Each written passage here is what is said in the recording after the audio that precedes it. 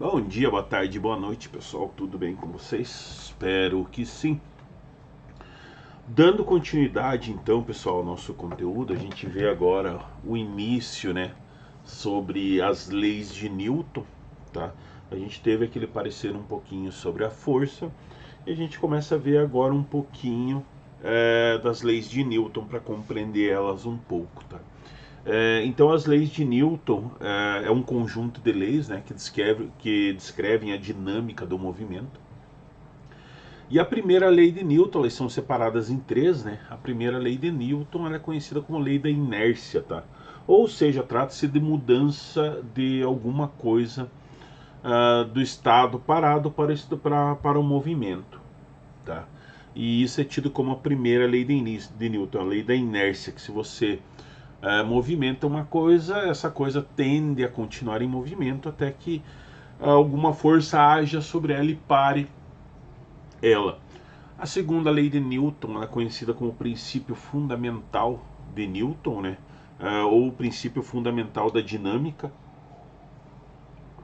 e aborda a força resultante, tá? O que a gente tem como força resultante entre duas ações, entre duas forças, né? E a sua relação com a aceleração. E a terceira lei de Newton, que é a lei da ação e da reação, né? Que descreve que os pares de força que surgem da interação entre dois corpos, que ele demonstra que todo corpo ele tem uma ação e tem uma reação, tá? Se você incide determinada força em algum material, você vai ter uma ação de volta desse material. Por exemplo, se você bate em alguma coisa, aquela coisa vai fazer força igual ou maior sobre você, tá? Elas foram publicadas inicialmente em 1687, né, pelo inglês Isaac Newton, e a sua principal obra, que é intitulada de Princípios Matemáticos da Filosofia Natural, lançou esses fundamentos da dinâmica, tá?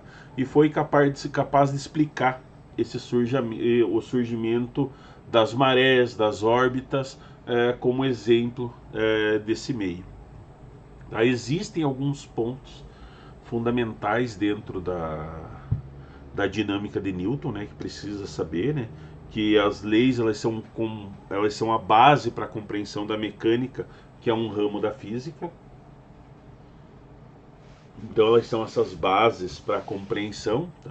E se dedica a esse estudo dos movimentos. Tá? As leis tratam de situações extremamente cotidianas e auxiliam na compreensão desses inúmeros fenômenos que ocorrem. Tá?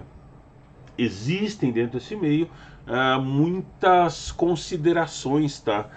Bem importantes em relação às leis que Newton postulou. E elas podem, de uma forma ou outra, passar um pouco despercebida, né? E acaba levando o pessoal a cometer erros de interpretação ou não compreender de uma forma exata a ocorrência desses fenômenos, tá? A gente tem os pontos fundamentais, né, da lei de Newton, que é a relação peso e força, tá?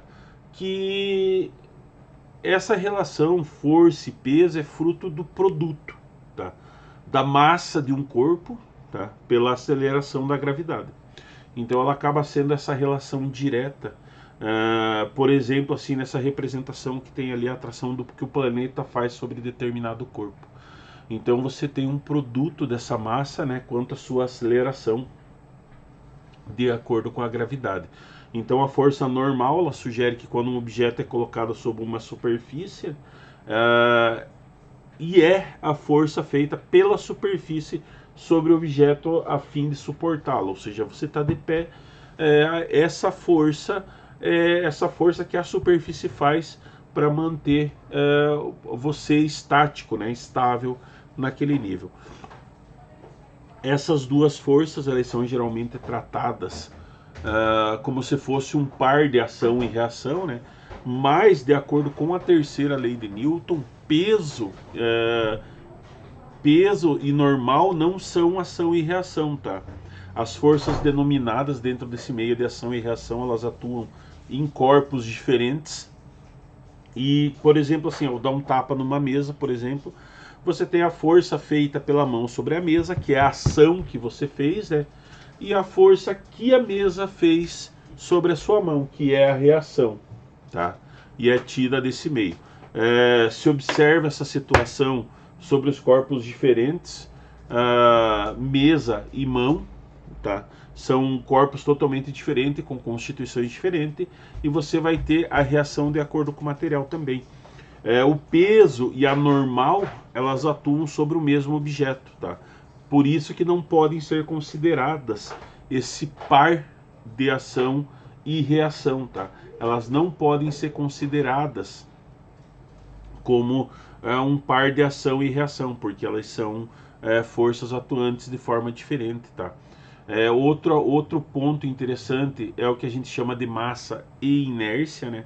A inércia é a tendência de um corpo manter o seu estado inicial de repouso ou de movimento, ou seja, se um corpo está parado, ele tem aquela intenção de estar parado, né? Se ele está em movimento, ele tem a intenção de se manter em movimento. O estado inicial, ele só vai ser alterado quando você tem uma aplicação de uma força externa. Por exemplo, se você tem uma bola parada no chão, ela vai ficar parada lá. Ela só vai se movimentar se você impulsionar ela com a mão ou você chutar aquela bola, né? Isso no nosso cotidiano acaba levando a gente a perceber, né, que quanto maior a massa de determinado objeto, mais difícil é para colocar ele em movimento ou parar ele. Por exemplo, é fácil você movimentar uma bola? É fácil, você chuta uma bola, você movimenta essa bola, sabe? Você acaba movimentando essa bola, tirando ela do local. É fácil isso? É fácil. Tá? Em contrapartida, não é fácil você fazer isso com um carro parado, né? Por mais que ele esteja em ponto morto, esteja com o freio solto, se for numa reta que não tiver inclinação, claro, é difícil você tirar ele do lugar. Então, depende da massa desse corpo, tá? E daí, por isso, quando a massa é pequena, é fácil você tirar. Então, a gente pode afirmar essa situação, que a massa é a medida quantitativa da inércia, tá? E acaba indicando o grau de dificuldade que é imposto por um objeto, tá? Ao movimento ou ao repouso, tá? Então ela é quantificada por essa massa, essa é uma quantidade uma quantidade dada pela inércia. Quanto maior a massa, maior a dificuldade para retirar desse meio, tá? Desse meio de repouso ou de movimento. Ainda essas leis, né, de Newton, elas não são válidas em todos os referenciais, tá? Então você não pode validar ela em todos os referenciais. O referencial é o objeto ou o lugar a partir do qual as observações a respeito do movimento e do repouso são feitas, né?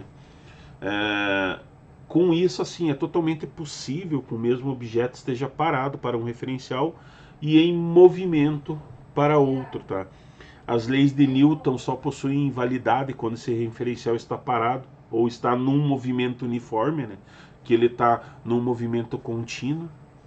Então a gente tem essa observação que é feita, por exemplo, de uma aeronave em plena aceleração, né? Quando ela está na decolagem, por exemplo, a lei de Newton não tem validade, porque você não tem esse referencial de quando ela estava parada, ela está em plena aceleração.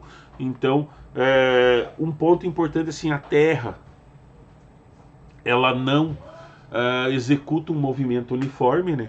Então, mas possui um movimento ora acelerado, né, que é do afélio para o periélio, que é quando ela está mais próxima ao Sol ou mais distante do Sol, ou um movimento retardado, quando ela está do periélio, que é o ponto mais distante do Sol, para o ponto mais próximo do Sol, né?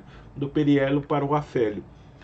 Mas, para todos os efeitos, o nosso planeta é considerado um referencial de inércia, tá? Para todos os efeitos que são estudados. Ainda a gente tem o seguinte, que é colocado as leis de Newton, elas possuem limites, né? Caso a velocidade do objeto a ser analisado seja muito próximo ou igual à velocidade da luz, né? As leis de Newton acabam perdendo a sua validade, tá? E acabam sendo substituídas pela aplicação das propostas relativistas de Einstein. para objetos com tamanho, desde tamanho de nível atômico, né, que deve-se utilizar essas análises fundamentadas na mecânica quântica. E desse modo a gente percebe que Newton, as leis que ele estipulou, possuem limites na sua atuação, tá? Elas podem ser consideradas em casos particulares, né, das teorias maiores, mas ela tem essa limitação dentro da realidade, né? Porque você tem formas de velocidade diferente e, consequentemente, você vai ter uma ação diferente também, tá?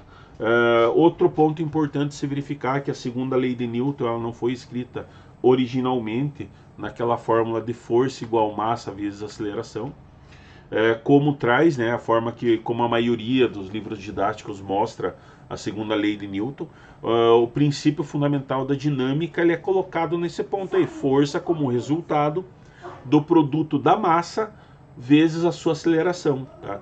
Originalmente, Newton não escreveu essa equação dessa forma. Quando ele propôs a lei, ele disse que a força era resultado da variação da quantidade de movimento daquele objeto pelo tempo, né, vezes o tempo que ele se movimenta. Então ele era escrito de uma forma diferente, que é aquela força de variação vezes o delta Q pelo tempo, né, que é onde a gente tem quantidade de movimento, né, Q vezes massa vezes a velocidade, em que M é a massa e V é a velocidade do objeto. Como essa aceleração é fruto dessa razão que ocorre, né, entre essa razão da velocidade pelo tempo, a gente escreve ela dessa maneira. Força é igual massa vezes aceleração. Tá? Então, com isso, a gente teve esse conjunto de leis que descrevem a dinâmica do movimento. Tá? E que se estabeleceu as 3 leis de Newton, tá? Estipulando a força e as movimentações que se teve nessa massa e nesse meio. Tranquilo, pessoal? Sossegado por aí? Lembrem que anotem as dúvidas, a gente tira as dúvidas na aula ao vivo, né? Principalmente desse conteúdo, vocês têm que saber, não obrigatoriamente todas as fórmulas de cor, né? Mas tem que entender como elas ocorrem, como as forças atuantes em cima delas ocorrem, e para a gente conseguir exemplificar isso, aonde que elas são aplicadas e utilizadas depois, tá? Tranquilo, pessoal, quanto a isso? Beleza, qualquer coisa vocês anotem e a gente tira as dúvidas na aula ao vivo. Só para frisar esse ponto, né, que com base nessas leis da gravitação universal foi possível determinar a órbita de diferentes corpos celestes, tá, como planetas, asteroides, e por meio dela foi possível obter resultados bem descritos, né, que foram descritos depois pelas leis de Kepler, que tratam das órbitas planetárias e dos satélites. Tranquilo, gente? Então, um forte abraço, um beijo e até a próxima aula. Lembrem, anotem as dúvidas e a gente esclarece na aula ao vivo. Até mais.